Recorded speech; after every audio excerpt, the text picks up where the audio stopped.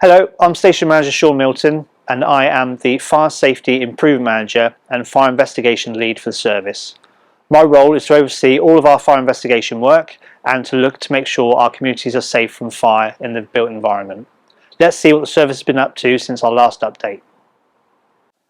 Storm Henk in early January led to flooding problems across our area, with fire control receiving over 200 999 calls relating to flooding in just a couple of days. The biggest issue was in Marlborough, where the River Kennet was double its usual level. Residents of an assisted living complex had to be evacuated by firefighters and other partners, and the fire station was one of many properties flooded, with business continuity plans activated to maintain the ability to respond to emergencies. A salvage operation brought most of the occupants' possessions to safety after fire broke out in the thatched roof of this house in Gillingham on the 8th of January. At the height of the incident, there were 12 fire crews on scene, including some from our neighbours in Devon and Somerset. An elderly couple were rescued from their smoke-filled home in Cheselbourne by firefighters on the 11th of January. After being trapped in their bedroom when a fire broke out downstairs, they called 999 and were given survival guidance by the control operator. Firefighters fitted the couple with escape hoods and brought them to safety through the smoke-filled house. After this incident, the prevention team took action to reassure local residents of all ages about their fire safety. This included visits to the village school and a Safe and Well talk hosted by the parish council. On the 15th of January, 9 fire crews tackled a fire at a house in Westbury, which is believed to have been caused by an electrical fault. The fire started in the roof and spread to other areas. One person was given first aid at the scene, and a second was taken to hospital as a precaution. The Salisbury to Andover stretch of railway line was closed for around 24 hours in April after a gas main was ruptured by an excavator. London Road in Salisbury was also closed for several hours and over 70 people were evacuated from their home. Fire crews managed scene safety and 3 multi-agency teleconferences were held to oversee the incident before gas engineers made the necessary repairs. A barn owned by BCB Council was set alight on the 22nd of April, and fire crews worked through the night to bring the blaze under control. The barn was used as storage for straw and logs, and the resulting smoke could be seen from some distance away. Around 50 firefighters tackled a fire in a historic house in the centre of Bradford-on-Avon on the 5th of May. The property was badly damaged, but the occupants were uninjured and many of their possessions were salvaged. In the early hours of the 20th of May, firefighters from multiple stations dealt with a fire affecting a pair of thatched cottages in Stowborough Meadow, Wareham. The fire is believed to have been caused by a lightning strike, and the crews worked through the night to bring it under control. Operational training is an essential part of what we do, and understandably there's been a focus on high-rise buildings since the Grenfell Tower fire.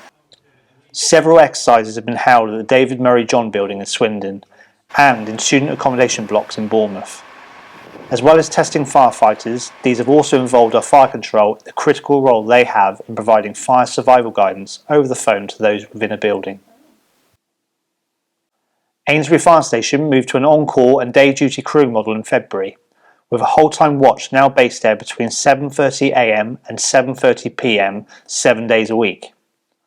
2 teams of 6 have been working alongside on-call firefighters, and the enhanced availability is already paying off, with over 70 calls attended by whole-time firefighters in their first 3 months. We have been working with the RSPB on their wildfire awareness campaign and supported a media event at the Arne Nature Reserve near Wareham on the 22nd of May. Our Bring a Picnic, Not a Barbecue messaging will start again this summer, working with local authority partners and the police. Station Manager Sam Allison had more to celebrate than usual over Christmas and New Year.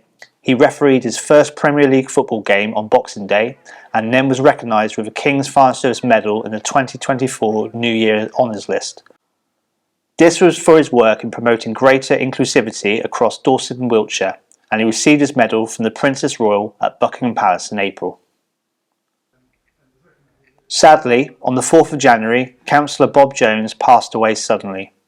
Councillor Jones had been a member of the Fire and Rescue Authority since it came into being in 2016 and was Vice Chair at the time of his death. He was passionate about keeping our local community safe, and his leadership, drive and wisdom is sorely missed by authority members and staff. A new basic fire safety awareness course has been delivered in Swindon to members of the Harbour Project. The scheme works with people seeking asylum and those who have been granted refugee status. Training was given to 8 individuals from different cultures who then translated the information into their own language and shared it with their communities.